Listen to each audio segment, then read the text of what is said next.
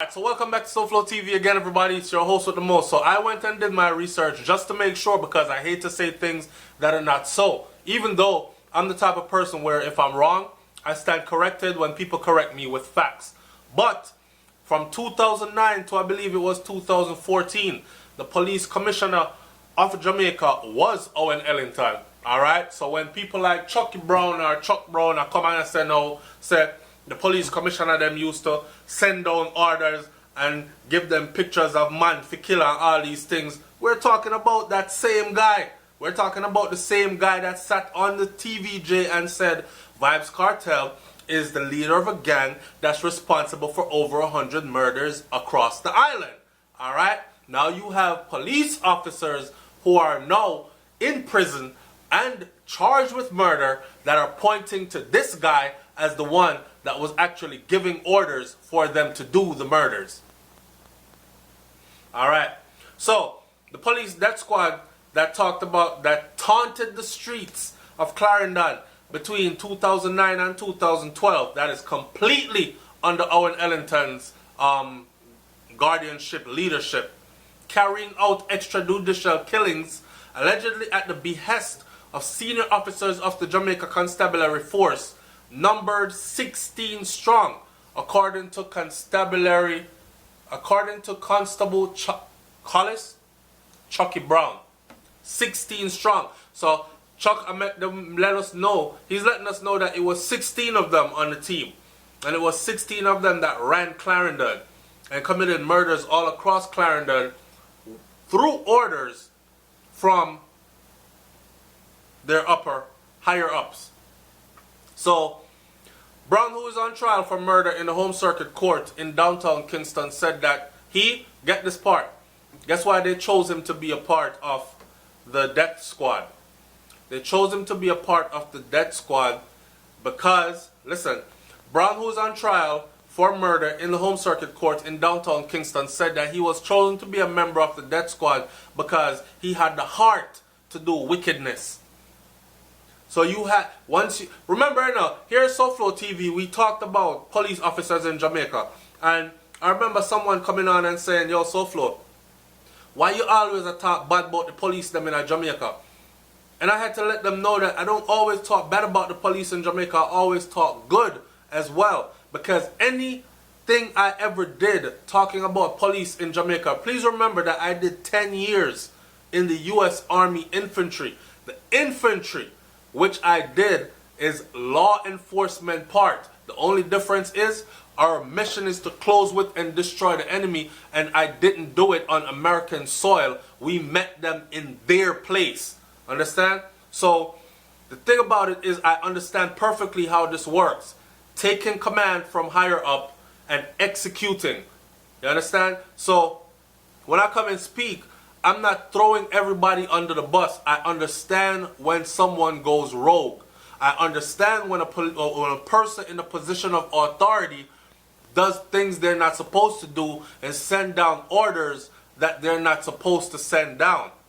And then there are subordinates that follow those orders even though they're wrong.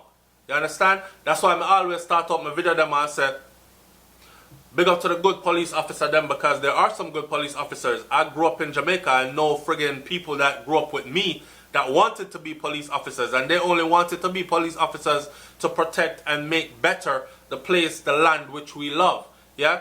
And I'm sure there are those that are on the force who get up every day and say, yo, the work tough, but me I go out there go do it because I am doing a service to my beautiful island, Jamaica. But we cannot use that and still deny that there are those that get up every day, put on the uniform and say, this is my disguise to make money and get into the backdoor deals of anything that's going on the streets, underhanded and backdoor. You understand what I'm saying to you? So with that said, big up to the good police officer them. But like Chuck said, and I've also spoken about the ones that join the force with good intentions, but after a while they weed you out. Like, yo, you say, Officer Smith don't do nothing in front time here. Constable Smith don't do nothing in front time. The boy there snitch. Either fling him off or do something with him because him will tell. Or something, him not built for this. Or something like that. and you have one over here and one over here. You understood?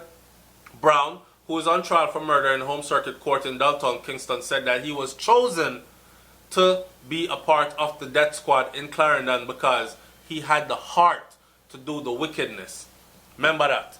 Alright?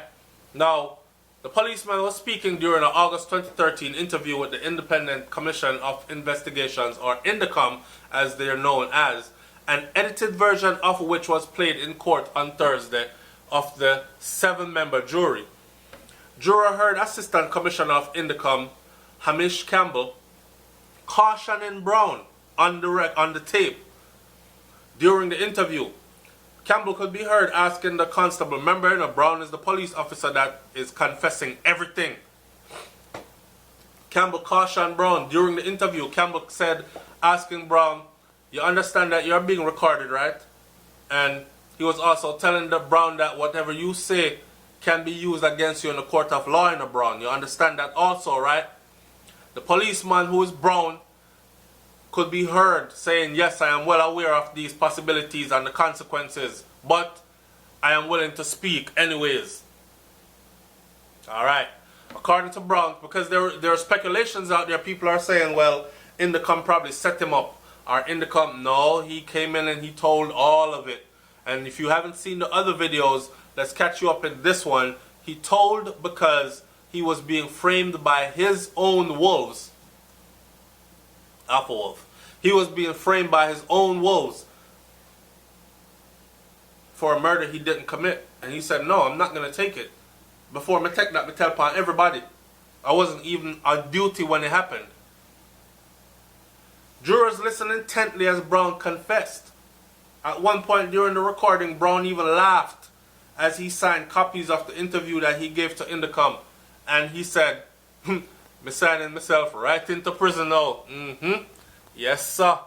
People, if you didn't see the other video again, the man signed 90-something pages. I believe it was 98 pages of confession. And signed his signature to every single page. Yo, this is telling. They heard Brown in his own words detailing extrajudicial killings of 21-year-old Robert Gotti Dawkins on January 10th of 2009 on the Palmer's Cross Main Road.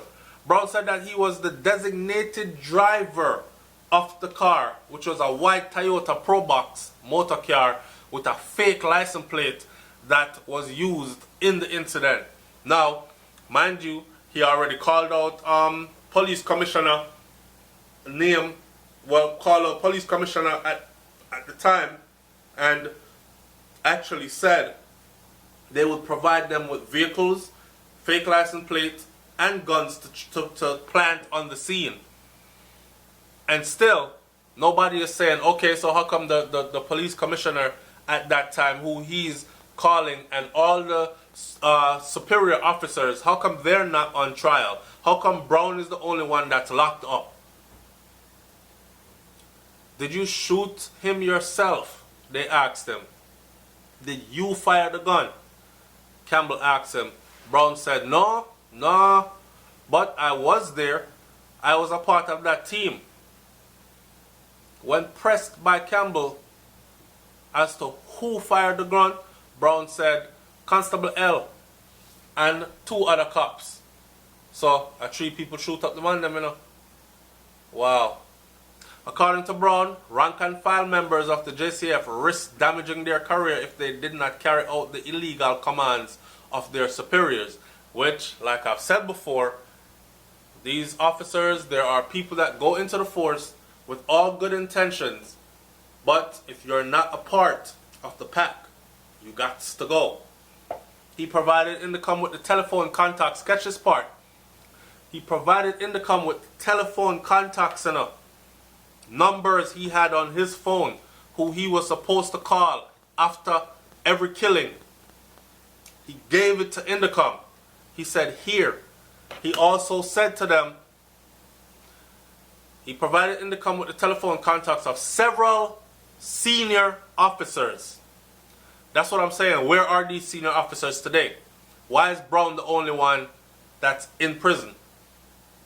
according to him, instructed him and the squad members to commit these murders. He even gave up the senior officers' cell phone numbers and told Indicom to, in a bid to prove his claim, Brown could be heard telling Indicom in the recorded interview, Assistant Commissioner, to take steps, please. He said to them, please take steps to retrieve the audio of the phone calls to the senior cops about the illicit activities. Because with this audio, you see how them have voice note in Vybz cartel case, which they claim is enough to send them to prison for life. Huh? Okay, Brown is telling them, take steps, Indicom, to get this. Here's the phone numbers. Go there and you will hear all of the conversation that we had. Alright? Yes, sir. Yes, sir. We just chop off the one there. Yeah, we just lick down the other one there. Alright, mission accomplished. Yes, sir. But he was told by Campbell, who is the leader of Indicom, that would be difficult. When the leader of Indicom told him that would be difficult, Brown said, Lord Jesus. You know why the man said Lord Jesus? Because he's realizing how deep the rabbit hole goes. And Indicom probably work with the rascal dirty police them same way. So even if you go outside of the force and say, I'm done with this rogue shit, I'm going to go tell everything that happened to Indicom, because they're supposed to be in the independent investigation, only to find out. Wow.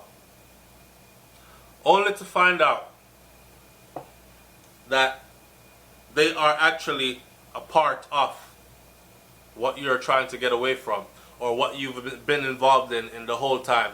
Imagine that. Why else would the man say, Lord Jesus? And this is after he signed off the whole 98 page of confession, right? As he was signing it. And him said, Lord Jesus. Brown revealed in the Indicom interview how squad members were lauded by their superiors, including the then Commissioner of Police, and I'm telling you again, that is Owen Ellington, for a reduction in the crime figures in Clarendon. So in other words, them used to big them up and say, yes man, good job.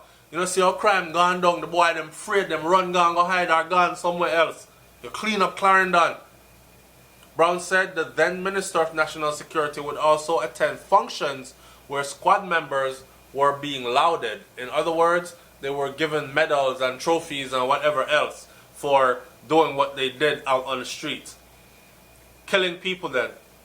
Apart from the murder of Dawkins, Brown is also being tried for the murder of Dwayne Douglas and for the murder of Andrew Fearson in December of 2012 in Swansea, also in Clarendon.